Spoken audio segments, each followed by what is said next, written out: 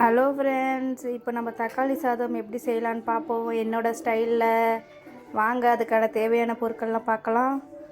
வெங்காயம், தக்காளி, இஞ்சி பூண்டு பேஸ்ட்டு, கரம் மசாலா எடுத்துக்கலாம், கடுகு, மஞ்சள் தூள், பட்டை லவங்கம், நெக்ஸ்ட்டு மிளகாய் தூள், உப்பு. அந்த 3 முட்டை எதுக்கு வச்சுருக்கேன்னா அது வேக வச்சு நம்ம வறுத்துக்கலாம். தக்காளி சாதத்துக்கு ரொம்ப நல்லாயிருக்கும். வாங்க எப்படி செய்யலான்னு பார்க்கலாம். அடுப்பை பற்ற வச்சுக்கலாம். இப்போ கொஞ்சமாக எண்ணெய் ஊற்றிக்கலாம். எண்ணெய் நிறைய ஊற்றுறோம் நல்லா தான் இருக்கும். ஆனால் உங்களுக்கு தேவையான அளவு ஊற்றிக்கோங்க. எண்ணெய் சூடாகட்டும்.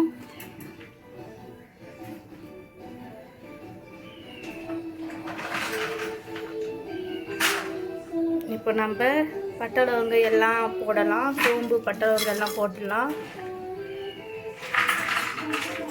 அது நல்லா பொரியட்டும்.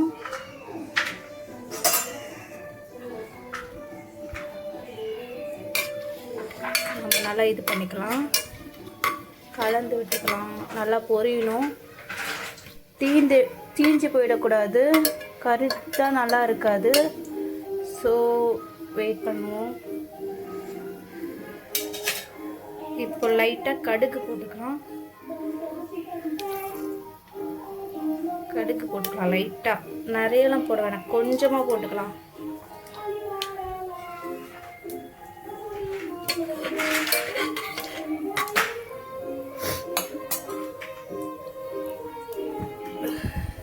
இப்போ நம்ம ஆனியன் போட்டுக்கலாம்.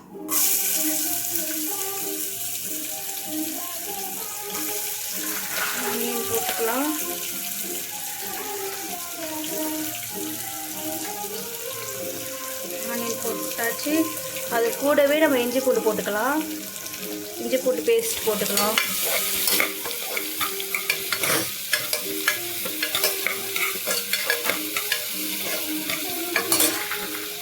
இஞ்சி பூண்டு பேஸ்ட் போட்டுக்கலாம்.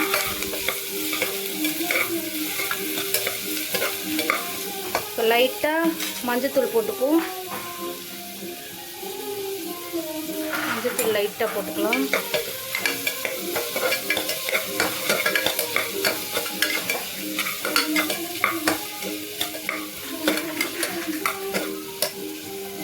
அது நல்லா வதங்கட்டும். நம்ம வெயிட் பண்ணுவோம். நல்லா வதங்கணும்.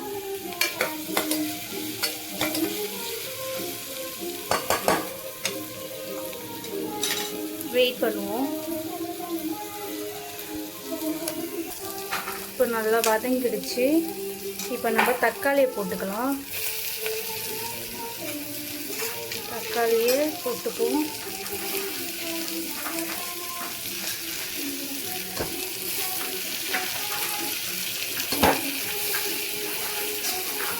தக்காளி நல்லா வதங்கணும்.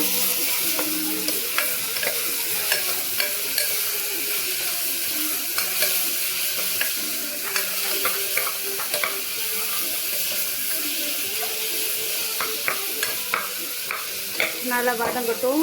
நம்ம வெயிட் பண்ணுவோம். நல்லா வதங்கிடுச்சு. இப்போ நம்ம தேவையான அளவு மிளகாத்தூள் போட்டுப்போம். நான் ஒரு 2 ஸ்பூன் போட்டுக்கிறேன். அப்புறம் தேவையான அளவு உப்பு போட்டுக்கலாம்.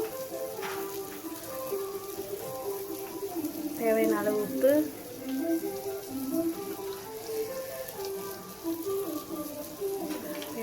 போட்டுப்போம். அடுத்து கரம் மசாலா கொஞ்சம் போட்டுப்போம். கரம் மசாலா கொஞ்சம் போட்டுக்கலாம்.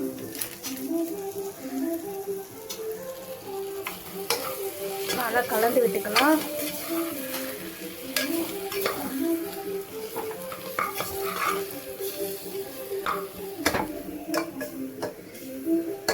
பார்த்தீங்களா, கலர் நல்லா இருக்குல்ல. என்னோடய ஸ்டைலை நான் இப்படி தான் செய்வேன். உங்களோட ஸ்டைல் எப்படி இருக்கும் எனக்கு தெரியல. ஸோ நான் இப்படி தான் செய்வேன். கொஞ்சம் இதுவாகட்டும். கொஞ்சம் மசாலாலாம் இறக்கட்டும் தக்காளியில்.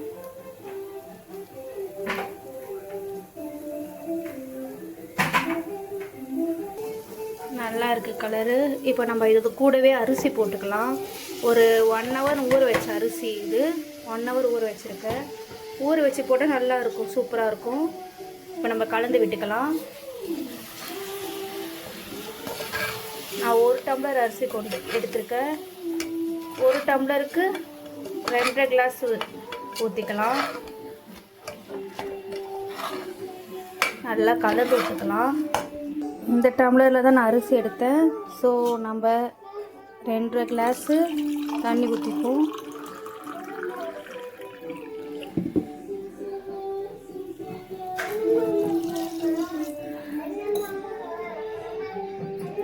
கிளாஸ் தண்ணி ஊற்றிக்கலாம். உங்கள் அளவு உங்களுக்கு கொஞ்சம் எப்படி வேணும் நீங்களே பார்த்து இது பண்ணிக்கோங்க. 2 கிளாஸும் போதுமானது தான். பத்தலைன்னா வேணால் உங்களுக்கு எவ்வளோன்னு பார்த்துட்டு ஊற்றிக்கோங்க. நம்ம நல்லா கலந்து விட்டுக்கலாம்.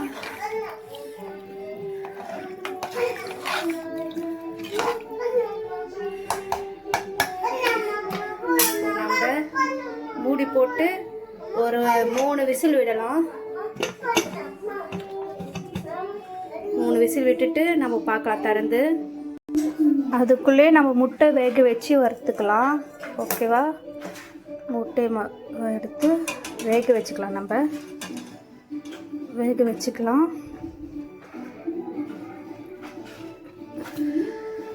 அடுப்பு பற்ற வச்சுப்போம்.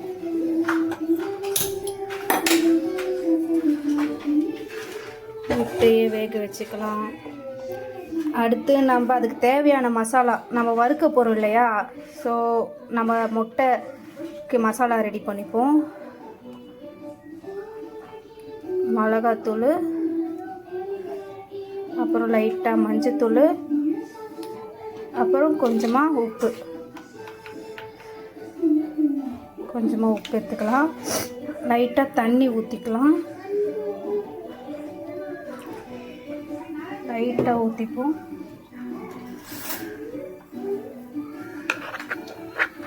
நல்லா கலந்து விட்டுக்கலாம். மிக்ஸ் பண்ணிக்கலாம் நல்லா. இன்னும் கொஞ்சம் லைட்டாக ஊற்றிப்போம். தண்ணி கம்மியாக இருக்குது. நம்ம மிக்ஸ் பண்ணிக்கலாம் நல்லா. நம்ம மிக்ஸ் பண்ணியாச்சு. மிளகாத்தூள், முட்டை வேகுது. வெந்ததுக்கப்புறம் நம்ம மசாலா போட்டு வறுத்து எடுக்க வேண்டியதான். குக்கர் ஒரு 3 விசில் வரணும். வெயிட் பண்ணலாம். இப்போ நல்லா முட்டை கொதிச்சிட்ருக்கு. நல்லா கொதிக்குது தண்ணி. நம்ம இதை எடுத்து ஓடெல்லாம் எடுத்துட்டு நம்ம மசாலா போட்டு வறுத்தெடுக்க வேண்டியதுதான். இப்போ நம்ம முட்டையை வேக வச்சு உரிச்சு எடுத்துக்கிட்டோம். இப்போ நம்ம கட் பண்ணிக்கலாம். நம்ம கட் பண்ணிக்கிட்டோம். இப்போ நம்ம அதில் மசாலா போட்டுக்கலாம். மசாலா போட்டுப்போம் நம்ம. இப்போ முட்டையில் மசாலா போட்டுட்டோம். இப்போ ஸ்டவ்வை பற்ற வச்சுக்கலாம்.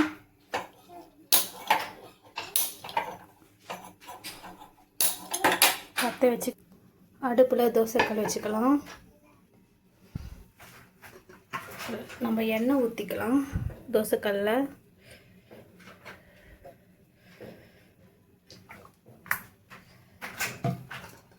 போடுவோம். தோசைக்கல்லில்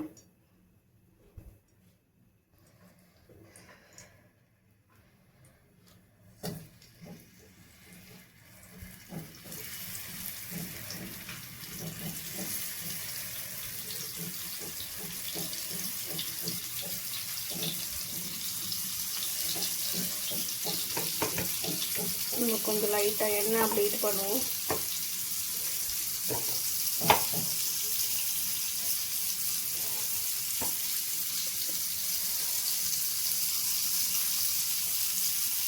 நல்லா ஃப்ரை ஆகட்டும். இப்போ நம்ம குக்கர் ஓப்பன் பண்ணுவோம்.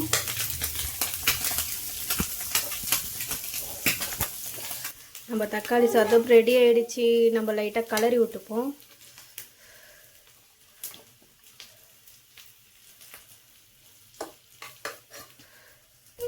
தக்காளி சாதம் ரெடி ஆகிடுச்சு. நீங்களும் இந்த தக்காளி சாதம் என்னோடய ஸ்டைலில் பண்ணியிருக்கேன். எப்படி நீங்கள் எப்படி பண்ணுவீங்கன்னு கமெண்ட் பண்ணுங்கள். இப்போ முட்டை நல்லா ஃப்ரை ஆகணும். ஃப்ரை ஆகிட்டோம், வெயிட் பண்ணலாம். நம்ம திருப்பி போட்டுக்கட்டும். நம்ம லைட்டாக எண்ணெய் ஊற்றிக்கலாம்.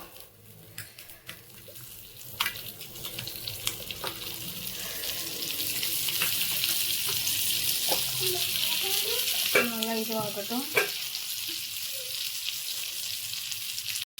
முட்டை ஃப்ரையும் ரெடி ஆகிடுச்சு. நம்ம ரெடி பண்ணிட்டோம். என்னோடய ஸ்டைல் முட்டை ஃப்ரை அண்ட் தக்காளி சாதம். நீங்கள் ட்ரை பண்ணிவிட்டு எப்படி இருக்குன்னு கமெண்ட் பண்ணுங்கள்.